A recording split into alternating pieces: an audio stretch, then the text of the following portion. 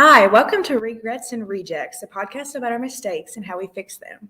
I'm your host, Rosemary Kelley, and this week we'll be talking about all things budget. In recent weeks, the U.S. has been on the edge of what appears to be a financial disaster.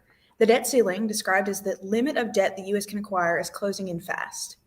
The first episode in this two-part series, Regrets and Rejects, welcomes EKU Associate Professor of Government Matthew Howell to look further at the issue. Welcome to the podcast. How are you? I'm well. Thank you for having me. Great. Yeah. Thank you for getting back to me. This is fantastic. Yeah, happy to do it. First and foremost, what does creating a federal budget really look like?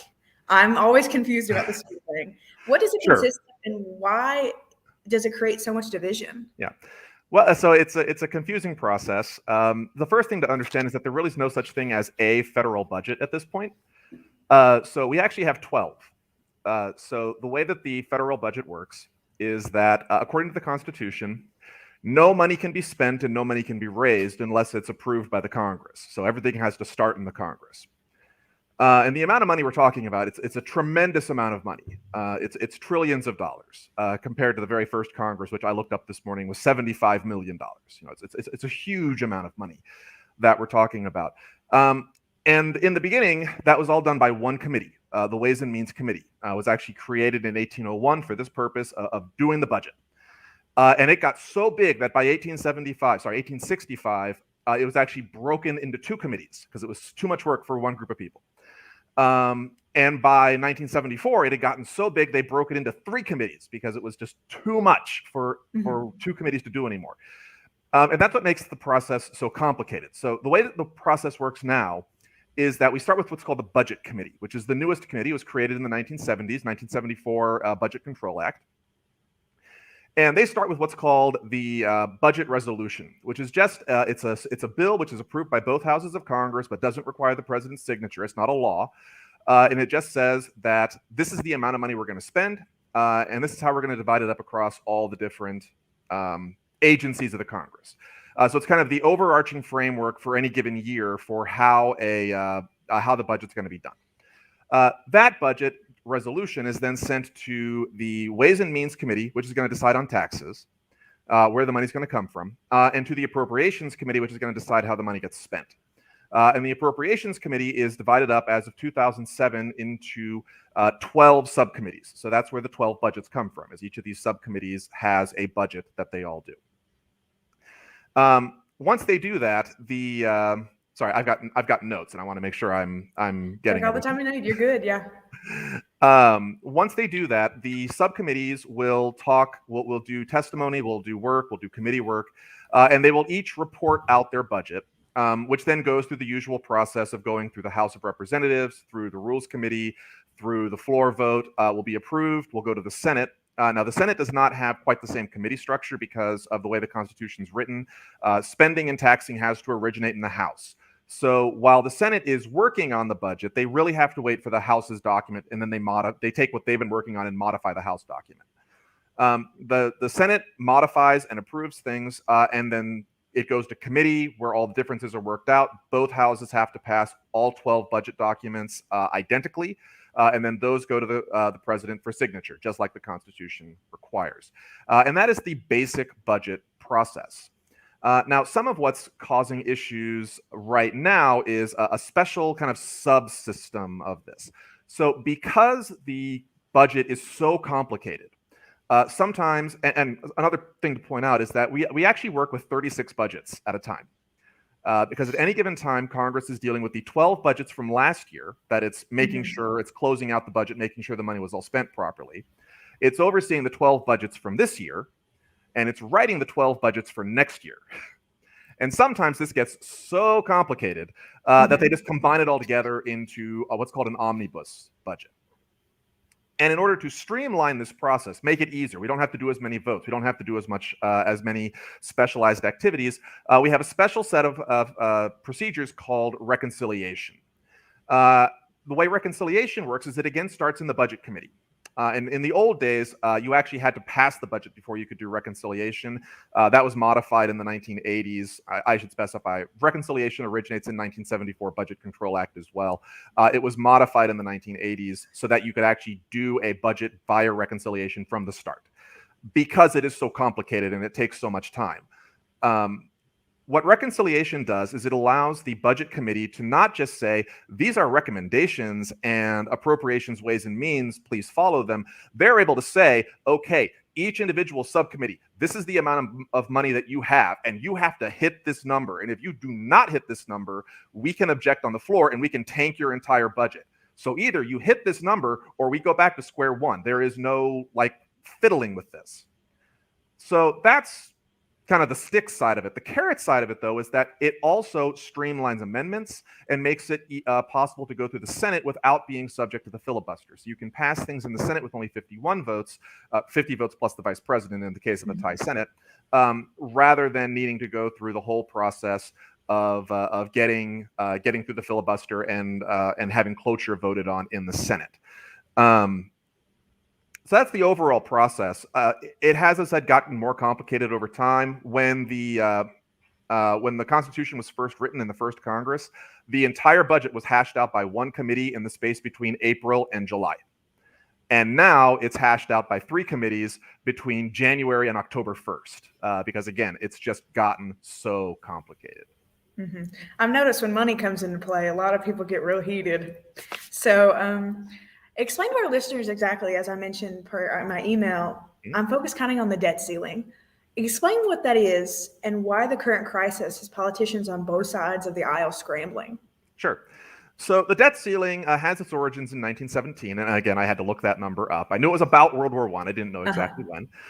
In the beginning, the Ways and Means Committee handled all debt. So the way that it would work is that the federal government would be buying something, building a road or buying a shipment of rifles for the military, something like that. And the Ways and Means Committee would decide that they wanted to spend debt on this. So the Ways and Means Committee would approve the issuing of what are called bonds. So bonds are just a special type of debt which is used by governments. That's enough for our purposes. And the Ways and Means Committee would say, okay, issue the money for the bonds, and then the Treasury would go through the process of issuing it using an underwriter. Citizens of the United States would buy the bonds. Foreign citizens would buy the bonds. The money would go to the Treasury. The Treasury would then use that money to buy the guns that the Congress had authorized this debt for purchase. By 1917, this process was getting to be so onerous that it was basically all that Ways and Means was doing. As you can imagine, 1917, it's just before our entry into World War I. So there is a huge amount of stuff being bought by debt. And Ways and Means is it's getting out of control. This is all we're doing. It's getting out of control. So they authorized the Treasury Department to issue debt up to a set limit. And that's where the debt limit comes from.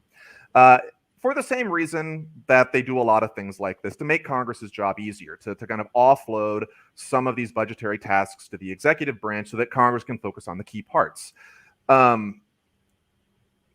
This is also required by the Constitution. Again, no money can be issued except Congress approves it. No debt can be issued except Congress approves it. But rather than having Congress approve every single debt issuance, Congress just tells the Treasury, hey, you can issue debt up to this point. Let us know when you're getting close and we'll raise the limit. Normally, textbooks at this point say, well, this was an unforeseen consequence. I don't know that it was unforeseen. Brinkmanship in the United States Congress literally goes back to 1790, and brinkmanship over the debt in the Congress literally goes back to 1790. As I was doing research for my 101 classes, I read this. In 1790, it's actually the first major budget fight in American history. We're only 2 years into the Republic. Alexander Hamilton has his proposal for the assumption of the debts. Which is where the federal government will issue, I believe it's 35 million, something like that. It's a huge amount of money for the time period. It's going to issue a huge amount of debt in order to buy up the state debts and retire them so that the federal government will build its credit, will bind the states to the federal government, bind creditors to the federal government. It's stuff we talk about in a 101 class. The southern states absolutely hate it.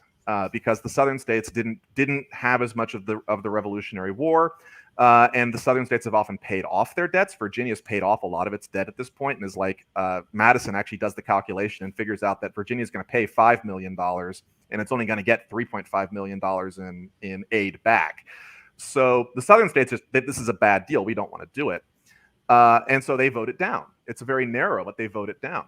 So the northern states retaliate by saying that if you do not approve the assumption of the debts, we will refuse to pay the national debt and we'll bankrupt this government right now. And the way this is ultimately resolved, we don't actually know how it was resolved. Thomas Jefferson claims he had Madison and Hamilton over for dinner. They drank a bottle of wine, and they agreed that the capital, Washington, D.C., would be built in Maryland and Virginia, and the southern states would accept the assumption of the debts. But again, this type of brinkmanship goes all the way back to the beginning of the Republic. Budget negotiations always involve stuff like this. The way it works with the debt ceiling is, as you approach the debt ceiling, when we hit the debt ceiling, the Treasury is no longer able to issue debt. And because a lot of our government functions on debt, and I don't mean this like there, I can tell a story where the government is profligate and wasting money and so on. But a lot of times the government's suspending debt on stuff which we legitimately spend debt on, building roads or buying military equipment, stuff like that. The government's unable to issue debt for that purpose, so we have to find some other way to pay for it. And the way the Treasury does it is by basically prioritizing payments. So we will pay debts. It's kind of our first priorities, pay off existing debts. We will pay for mandatory services, and the other stuff kind of can wait until Congress raises the debt ceiling or raises the money some other way. Congress could always just raise taxes and raise the money that way. Mostly what they do is they shortchange the retirement programs. Actually, that's basically where Treasury usually gets the money, is by not contributing to the Congress's retirement program. That's how they do it. And that usually buys enough time for Congress to get its act together and raise the debt limit. If they don't do this and it goes long enough, we run the risk of something which is like a budget shutdown, which is technically not a budget shutdown. So a shutdown happens because, again, all money has to be approved by the Congress before it can be spent. If Congress doesn't pass a budget by October 1st, then there's no authorization to spend money after October 1st. So the government can't do its job. Now, in practice, we actually only shut down the non-essential parts of the government, and you'll be happy to know that actually most of the government is considered essential. So most of the government will continue coming to work. They just won't get paid for it until after Congress allocates the money, and then everyone gets back pay. But they shut down things like the parks. Right, those are considered non-essential, so those get shut down during government shutdowns. If a debt ceiling fight goes on long enough, we run the risk of not having enough money to actually pay the government, and so it looks like a government shutdown, but it's technically not. The way the priorities would happen is we would shut down the Park Service so that the money which is typically being used to pay for the Park Service could instead be used to pay for debt that we've already paid, the interest on debt we've already issued, or to run other mandatory services. If it goes on even longer than that, then there is technically maybe the possibility that we could default on our debt. This is near as I can tell, this is a hypothetical threat. The only time the United States has ever failed to make a debt payment was in the War of 1812, when the Treasury was literally burned to the ground. I feel like that's a good excuse for missing a credit card payment, actually. I'll take it. Yeah. So, like, it is hypothetically possible that the government could shut down for so long that the money crunch gets so tight that we're unable to pay our debts and we would default. Even then, I think the Treasury would still prioritize payments as long as it could, and it would start doing things like working out an agreement where if you just wait a couple of weeks, the Congress will eventually get this sorted out, and then we'll pay you, right? So the default threat, I think, is fairly remote, but it is there. And so this is what's going on in the background. That's kind of the ultimate bad thing that happens. Nonetheless, this type of, again, brinkmanship goes back to the 1790s. It's very common in the United States. It goes on for long times. The reason why we feel like it's shocking is because there is a very, very brief period of time in the 1930s, 40s, 50s, and 60s where government runs pretty well. By which we mean it always most of the time hits its deadlines. Actually, the moving of the fiscal year to the moving of the beginning of the fiscal year to January from April happens during the New Deal because, again, so much is going on. They can't do it between April and July. The reason why they were able to do that is because the United States after World War I is remarkably homogenous, which is the kind of thing you can do when you don't allow Hispanics to vote, you don't allow blacks to vote. White people who vote the wrong way get their doors kicked in by the veterans of foreign wars. Newspapers that print stuff in the wrong language or that are critical of Woodrow Wilson get burned down mysteriously in the middle of the night. Like, it's amazing how much homogenization you can do when the president is kind of a fan of the Klan. Obviously, that system begins breaking down in the 1920s and 30s with Warren Harding and Herbert Hoover. FDR is a bit of a patrician, but he's not the level of jackbooted thug that Wilson is. He can be a bit of a jackbooted thug, but he's not like to that level. And then obviously, we have civil rights in the 1960s, which allows huge numbers of people who've been excluded from the political practice of the United States to engage in politics. And when you allow all of these diverse people to have a say in how the government works, well, gosh, shockingly, we have disagreement. And now we have to engage in politics to sort out how we're going to do this. And all of that's layered on top of our traditional regional differences. The economic interests of the East and the West are wildly different. The economic interests of the North and the South are wildly different. The Great Plains, the mountains, the cities, all wildly different. All of this has to be worked out. The problem that's facing the Democratic Party right now is that their majorities in Congress are actually quite narrow. And I think this actually starts to blend into your next question. Because their majority is quite narrow, they can't afford to lose any votes. So in order to pass a budget, they need all 50 senators to be on board with all of the terms of that budget, which means you have to convince very liberal senators from California to sign on to the same document as a very conservative Democrat from West Virginia. And so these people have to agree. And there's a lot of distance between them. There's probably more distance between the California Senate delegation and the West Virginia delegation than there is between, the two modal or two median members of the two parties. I can't think like who your most middle of the road Democrat and middle of the road Republican is. They're probably closer to each other than the left and right flanks of the Democratic Party and the left and right flanks of the Republican Party, right? In the old days, we would do what was called building out from the middle. So you would actually try to build out your budget from the middle, and you would lose some Democratic votes and some Republican votes on the outside, but you'd get your 50 votes in the middle. Those days have been gone for 20 years at this point. Again, that's a system that works really well when you've got a very homogenous system and you have a lot of people in the middle. It's a system that works very well when you don't have quite the level of sorting of the parties that we have today. It's a system that works very well, frankly, when you exclude people from the political process. It's easy to exclude the wings of the parties when there's only like 5 people there. It's much harder when the parties today actually are fairly well sorted and you have lots of people who are by national standards quite fringe, but by party standards are not that far from the middle. And so this polarization makes it much harder to get, even though the middles are closer to each other than the wings are to the middle, it's harder to get people to kind of cross that bridge because their voters back home don't have the same desires, and so you can't find overlap between them. Their own electoral fates don't really overlap very much, and there's also just a certain amount of party unity issue going on. That if I'm a centrist Republican, or if I'm a liberal Republican or a conservative Republican, some of that does boil down to backing other Republicans on issues. And so I hope that's kind of given some explanation of the debt ceiling and the and government shutdowns and the polarization. You'd also asked a question, which I'm trying not to talk about too much yet, about the current fight, which is, I think I've said enough at the table. We can talk about that. Mm-hmm. We'll get to that eventually. I'm just following the list of questions. Sure. It's a lot to take in, so Sure. bear with me. Historically, what exactly has led to this point of quote unquote crisis? I know, at least I've not been around quite a while, but I was speaking with my advisor earlier, and she had stated that something like this hasn't really ever occurred, like you had mentioned. Why now? Why has this? What is different?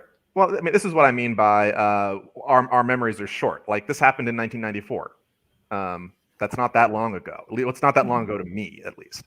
1993 debt ceiling fight. Democrats had a much larger majority, had a hard time getting it together. They finally managed to get a majority together to use reconciliation to pass the debt ceiling. But the ensuing bill, because of the tax increases, because of the spending cuts, was wildly unpopular. And in 1994 is a wipeout. The Democrats just get absolutely creamed in that midterm. And some of the Democrats, so all the Democrats, are old enough to remember that. Some of them, I think, might actually have lived through it. So that's part of what's making the Democrats have such a hard time rallying their troops to pass something, is because all the stuff that they'd like to pass is ultimately not very popular. And I want to be careful how I say that. Many of the things they want to spend money on are very popular. The price tag is not very popular, though. And one of the things that reconciliation does is it puts that price tag up front, is because one of the requirements of reconciliation is you have to say what the target is. You have to say, this is how much you're going to spend, and you have to hit that target. And Democrats cannot get agreement on that target, because there are some Democrats who want a very high target to hit. And then you have Manchin and Sinema very vocally saying they want to hit a much lower target. And there are probably other Democrats who are, again, that party loyalty thing goes a long way. So there are probably, if it was just Manchin and Sinema, conceivably you could cut a deal with them. I suspect that this is just rampant speculation on my part. I suspect that there are other Democrats who don't like the high numbers either, but don't want to say so. And why would they need to say so when Manchin and Sinema are electorally quite happy to take the flak? So there is division in the Democratic caucus among people who remember the 1994 wipeout, among people who remember how unpopular using reconciliation with these types of numbers is, and that they don't want to walk into that kind of political problem. Ultimately, the problem is political. The Democrats have the power via reconciliation, via the budgetary process. The Congress has the power to do all of this. And if it was being done completely above board and completely openly via the reconciliation process, it could be done. The problem is doing that is wildly unpopular. Republicans had the same problem under Trump. The Tax Cuts and Jobs Act, which is like 2017 or 18, is passed under this exact same process, has a lot of the same problems. And of course, we know that Republicans got, well, relative to where they had been, 2018 and 2020 were wipeouts to them. Obviously, if they'd been as significant a wipeout as 1994 was for the Democrats would not have the problems they're having now. Mm-hmm. But that's the fundamental issue, is that you have a divided population. The members of Congress are responding to those political constraints. And a lot of the problem stems from they're trying to do stuff without obviously doing it, because they're trying to avoid that political backlash. This is, again, not unique to the Democrats. Anybody who's in power tries to do this. It's just at this particular point in time, they don't have a large enough majority to jam something through. And so they have to either negotiate or try to sneak stuff through. And it's very hard to do that when you've only got 50 votes in the Senate. I think their margin in the House is less than 10. You can't lose very many people. So anybody looks at this and goes, absolutely not, this is going to get me fired. It's done. And that's the problem. Republicans could conceivably help them. So some Republicans could cross over, but Republicans don't really have much of an incentive to. Democrats aren't offering them anything. There was a report the other day that Joe Manchin had engaged in negotiation with 10 other senators to find something that would attract some Republican votes. Yet the other 9 senators were all Democrats. If you want Republicans to sign on to something, you got to negotiate with Republicans. Like there are moderate Republicans. I don't know that you're going to find 11 of them, which is what you need. There are moderate Republicans who, if Democrats made an offer, they might cross the aisle. But there's no offers being made right now. And again, the reason no offers are being made is because the Democrats only have 50 votes. So if there's no offer that has all 50 Democrats on it, and then you start adding Republicans to it, well, every Republican you add, you lose a Democrat off the other side. So you start trying to build out from the middle, so to speak, and what you discover is you just move where your 49 votes are, right? You never actually get to 50. And so that is, I think, likewise the problem. Adding to that, again, no incentive for Republicans to bail the Democrats out. You only get to use reconciliation 3 times, and Democrats already blew one of them. Blew is the wrong word. Burned one of them. passing the stimulus bill back at the beginning of the year, back in January. So they've only got 2 left, and Democrats want to spend a lot of money that Republicans don't want to spend. So if Republicans just sit back and make the Democrats burn a reconciliation to raise the debt ceiling, then Democrats get exactly 1 shot at reconciliation to pass Build Back Better or any of their other major spending bills.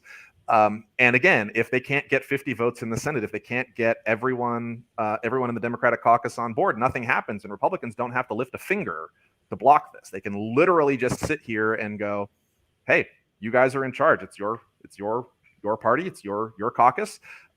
Let us know when you have 50 votes. We'll show up to complain." So again, very little incentive to bail them out here. And so that's the political needle that Chuck Schumer needs to thread. Mm-hmm. Schumer being majority leader of the Senate right now. Mm-hmm. I understand that in my minimal research, we kind of covered it on our news podcast a couple of weeks ago, that the passing of the budget was just a sort of temporary one, and that the debt ceiling is still set to cut off in December. More than likely it'll get raised again. But how will that procedure work? Because I understand that Republicans were just like, no, we're not doing this again. Sure. So 11 Republicans agreed to do a temporary raise to the debt limit. So that meant that there were 61 votes in the Senate, which was enough to bypass the filibuster. So no need to use reconciliation, but they were only willing to do, I don't remember what the exact number was. It was like 450 billion or something like that.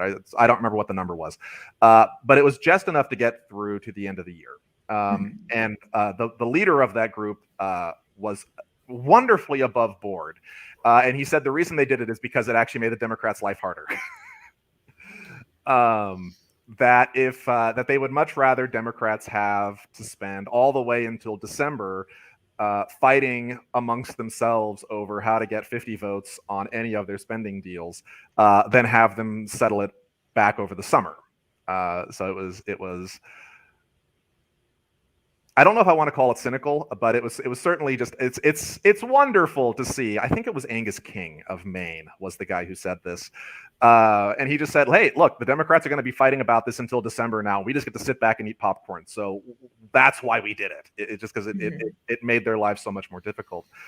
The big fight in the Democratic Party is between those who want, again, a very small increase in the debt limit that would just get us through next summer, basically, and those who want a much larger increase, which would get us through the midterms.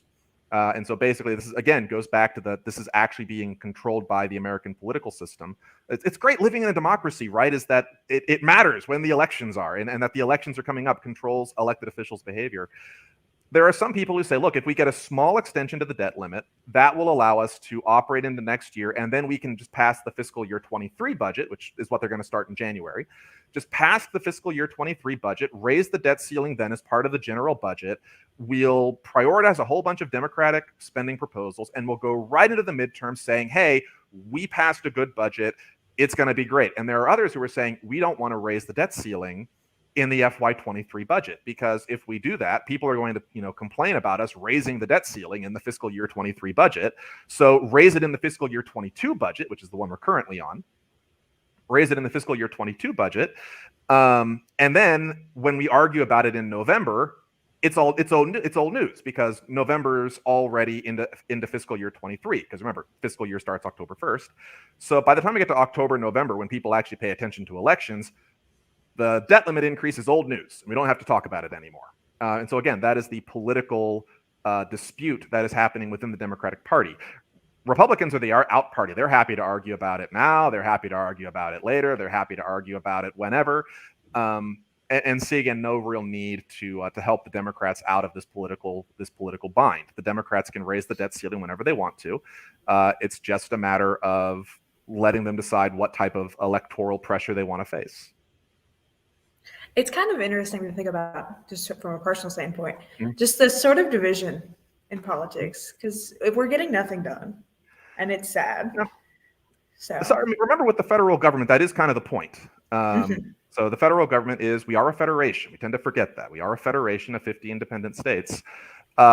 A lot of this stuff works very differently at the state level. The state budget process is a lot more streamlined. We use a completely different system in a lot of states than the federal system does, explicitly because at the state level, it's more homogenous. The state legislators are more responsive to the public at large, and so it's considered safe to give much more streamlined procedures to the state governments and allow the state governments to set their budgets, do their budgets. Without as much a procedural wrangling and fighting. At the federal level, though, we're talking about 50 different states trying to enforce their will on each other. And so all of these procedural hangups are there to make sure that you don't have, California or Texas or New York or Florida, the big states. It's always the fear in the Senate, it's the big states, enforcing their will on the small states just by sheer dint of numbers. It doesn't get much done at the federal level, but that is by design. We only get, Democrats could pass a budget tomorrow. They just have to drop out the stuff that Republicans don't like. And Republicans back in the Tax Cuts and Jobs Act could have passed a budget however they wanted to. They just would have had to cut out the parts Democrats didn't like. If you want to run over the other party, which is the way politics is being done right now because of the way the parties have separated, you've got to win in big elections, and you've got to do way better than any party's done lately. Nobody is the last time Democrats put up a big enough majority to just do whatever they wanted was 2008, Obama's election, and of course they did, which was Obamacare, and they just jammed that through via reconciliation. Republicans objected to it every step of the way, and Democrats paid the price for that, which was getting their congressional delegations just absolutely slaughtered for the next 12 years. And then Republicans did the same thing. They had a 53 vote majority in the Senate. That was big enough to jam through. It was not big enough to repeal Obamacare. It was big enough to jam through the Tax Cuts and Jobs Act. And the result was that their congressional delegations got cut up between 2018 and 2020. Again, Democrats, they want to pass all of these big Democratic proposals, but they don't have the votes to do it. They don't have the political support to do it. And their margin is just so narrow that they know that if they do something which is too unpopular, they're going to lose those majorities in the midterms and coming up in 22. And so again, that's the safeguard, is that you can't just do whatever you want. There's an election coming up, and you have to keep in mind what the American public wants. Now, if I'm going to go slightly off my notes here and be opinionated, which is always dangerous. The American public has no idea what it wants. Like part of the problem that Congress has is that the American people do not give explicit instructions on what they want us to spend money on. As far as the American public is concerned, they want to have all the great programs, and they don't want to pay for it. There is some survey research which indicates that in very, very specialized circumstances, where you ask questions in certain ways and where you do proposals in certain ways, Americans are capable of doing trade-offs between costs and benefits. It's not that the American people are stupid. It's just that the American people don't have the time and energy to spend all of their time thinking about the trade-offs of governing. Right? That's why we elect people to do that for us. But the American people collectively are unable to give Congress very clear instructions right now as to what they should spend money on, what they should tax, what types of taxes they should do. And so Congress is trying to divine the public will, because there's this upcoming election, from a public which is responding with kind of the electoral equivalent of do something and I'll see if I like it. And so it is, again, I go back to, it's a very hard job. Budgeting for the federal government is very hard. It's huge. It's diverse. There's 12 of them. And you have to do it while you're administering a current budget and reviewing a past budget. It's actually a very, very difficult job. And I don't envy Chuck Schumer or Nancy Pelosi what they have to do. It's a very, very difficult job. And so that's kind of the other limitation is, it'd be super easy if the American people would just say, this is what we want you to do. But the American people don't know what they want to do. And the American people, again, are diverse and have lots of different preferences. And so all this gets communicated to Congress, and Congress has to somehow take 300 million different sets of ideas and turn that into an up or down vote on a $4 trillion budget. That is a really, really hard task. I know, again, in my minimal research, one of the reasons I looked into this issue is my sister called me one morning. I was at work, and she said, "Oh, if something happens with this debt ceiling, we could go into immediate recession." Mm-hmm. If this hypothetically would have occurred, would this actually happen? And hypothetically, how would the U.S. recover? Maybe. So the recessions are actually this is a little bit outside my bailiwick. I know a little bit about the 2013 recession. This happens all the time. We hit the debt ceiling. We have to prioritize spending. We have government shutdowns. They happened during the Clinton administration. They happened during the Bush administration. They didn't happen earlier than that because the budget process was different. So the current budget system only dates back to Carter.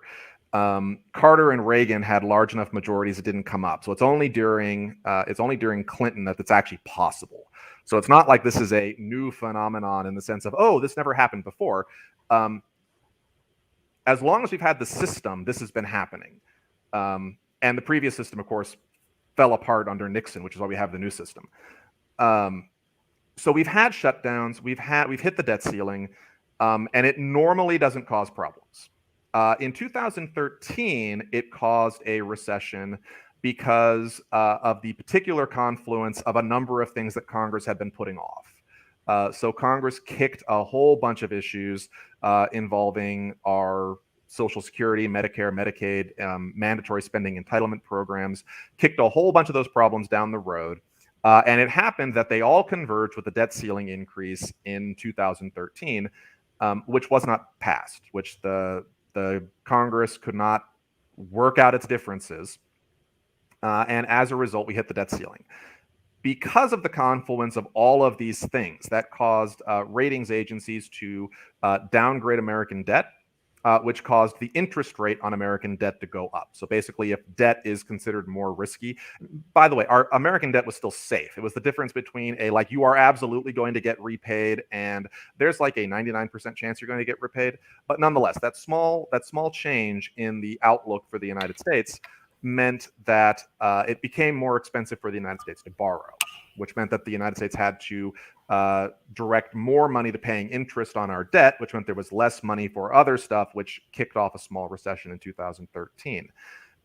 Relatively speaking, I mean, that was nothing compared to the recessions of 2018 or the recessions that were kicked off by COVID. I don't see anything.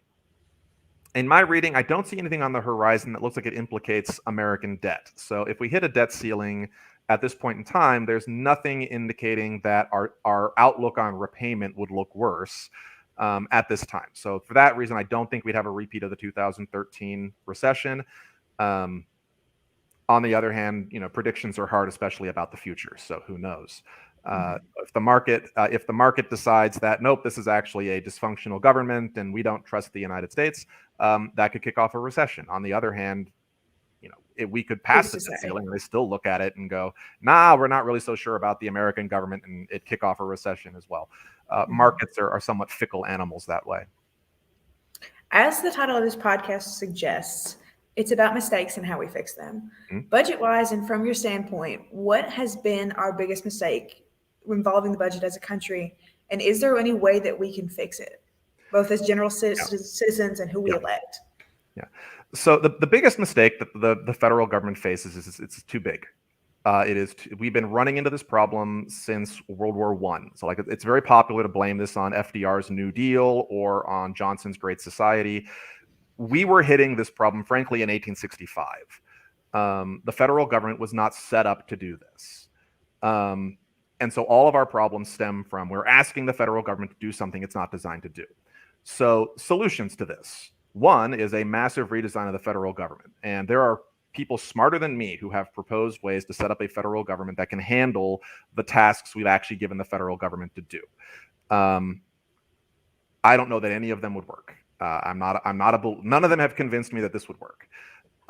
So if we can't redesign a federal government to work, to do this, then your alternative is can we pare back the federal government to the scale of something that could work? Because again, this is not a new problem. The federal government was designed to work with the size of government we had for about the first 75 years of American history. It limped along with some constitutional modifications like the 17th Amendment, which is the direct election of senators, limped along until World War I. And then World War I onward, it's just a train wreck going on. What are some things we can do to either make the government more capable of doing this task, or to get the task back to something the federal government could do? My personal favorite, and I think it's a solution to everything, is we need to make the House of Representatives bigger. The House was fixed at 435 members back during Woodrow Wilson's presidency.